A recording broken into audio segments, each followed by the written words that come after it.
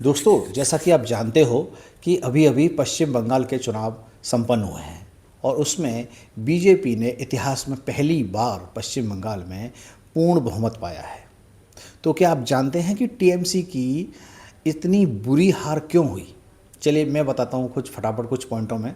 देखिए, सबसे पहला मुद्दा है महिला सुरक्षा। जी हाँ, पश्चिम बंगाल में महिला सुरक्षा की स्थिति बहुत ही दयनीय थी। कोई सरकार नाम की चीज़ ही नहीं थी जो महिलाओं की सुरक्षा की कोई जिम्मेदारी लेती या कुछ रोकथाम करती। दूसरे नंबर पर थी हिंदू वोटों का एक होना।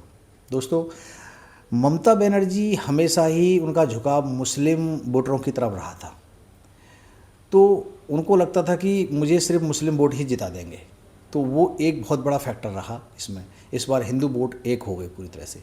तीसरा मुद्दा था एसआईआर का। एसआईआर के थ्रू जो फर्जी वोटर थे, जो मृत हो गए थे या बाहर से आए हुए थे, इस तरह के जो वोट सिस्टम से निकल गए, तो उनका भी बहुत बड़ा फर्क पड़ा पश्चिम बंगाल के चुनाव में।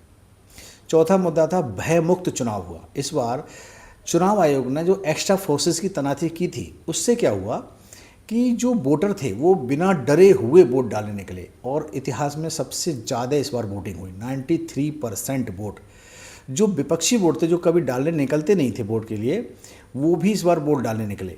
चूँकि पश्चिम बंगाल का इतिहास ऐसा रहा है, पिछली बार तो ग्राम पंचायत के चुनाव में विपक्षियों को पर्चे तक नहीं भरने दिए थे, उनकी ये हालत थी। और सबसे बड़ा रीजन रहा सत्ता में फैला हुआ भ्रष्टाचार, कटमनी और सिंडिकेट का फैला हुआ जाल। देखिए, पश्चिम बंगाल की एक कड़वी सच्चाई है कि पश्चिम बंगाल में अगर आप घर बना रहे हैं तो टीएमसी के गुंडे आ जाएंगे और आपसे कटमनी मांगेंगे कि भाई इतना पैसा देना पड़ेगा पार्टी फंड के लिए, नहीं तो हम घर नहीं बना सकते आप।